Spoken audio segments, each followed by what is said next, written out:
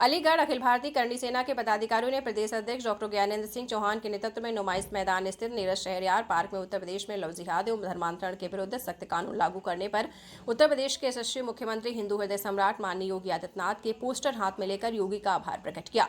प्रदेश अध्यक्ष डॉक्टर ज्ञानेंद्र सिंह चौहान ने बताया है कि अखिल भारतीय करणी सेना पिछले कई वर्षों से लव जिहाद और धर्मांतरण के विरुद्ध सख्त कानून करने की मांग करती है।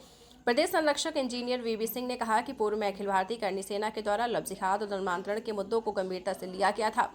जिलाध्यक्ष संजय चौधरी ने कहा कि अखिल भारतीय करणी सेना पिछले कई वर्षों से लव जिहाद और धर्मांतरण के पीड़ितों को न्याय दिलाती आ रही है। अभी तक कानून लागू के बाद धर्मांतरण पर रोक लगेगी, तभी समस्त उत्तर प्रदेश का हिंदू अपने आप को सुरक्षित महसूस करेगा।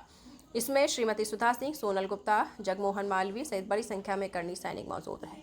तरह का आज आपने सेलिब्रेशन किया है, क्या कहते हैं? ये आज कल मोदी जी ने जो कानून लागू किया है धर्मांतरण के ऊपर, उसी योगी जी ने, मोदी जी योगी जी हमारे लिए तो दोनों ही एक ही हैं, क्योंकि हम तो भाजपा से हैं। तो बहुत सराहनीय कदम उन्होंने उठाया है, पहले भी उठाते रहे वो तो बेटियों की सुरक्षा के लिए। आज ये करणी सेना ने जश्न मनाया है उसी बिल को लेके, तो मिष्ठान वितरण किया है करणी सेना के सारे। मेरे हस्बैंड भी इस करणी सेना से जुड़े हुए हैं, संरक्षक हैं, उस नाते अध्यक्ष जी ने मुझे भी बुलाया क्या मानते हैं जिस तरह पा जाओ हुआ है, किस तरह महिलाओं को फायदा मिलेगा, क्या होगा? महिलाओं को पूरा फायदा मिलेगा। महिला सचेत रहें, अगर उनके साथ कोई अन्याय होता है तो उसका पूरा फायदा मिला है। उसमें पूरे बिल में साफ दिया हुआ है कि अगर कोई महिला के साथ अत्याचार होता है लव जिहाद का, तो उसमें आजीवन सजा है। पहले ये कानून लचीला था, लेकिन अब लचीला नहीं है। अब बिल्कुल योगी जी का कोई भी कानून लचीला नहीं है, वो सख्ती से लागू होता है और सख्ती से ही निर्णय होते हैं। महिलाओं के साथ उत्पीड़न किया जाता है, पहले तो बहुत उत्पीड़न होता था, दूसरी सरकारें थी, जब से भाजपा की सरकार आई है उत्पीड़न कम हुआ है, लेकिन ख़त्म नहीं हुआ। इसीलिए ये बिल लाया हुआ है। एक हमारे दूसरी पार्टी के बहुत बड़े नेता थे, एक बार उन्होंने एक लड़की के साथ अत्याचार हो गया, उन्होंने कह दी लड़कों से गलती हो जाती है। अब इस सरकार में माफ़ी नहीं है कि लड़कों से गलती हो जाती है, सीधे उनको सजा है।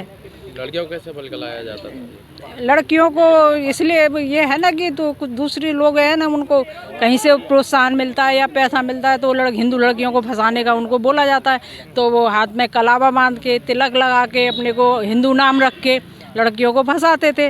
बाद में जब उनको फंसा लेते थे, घर वालों से विद्रोह करके लड़कियां चली जाती थी उनके चंगुल में फंस के।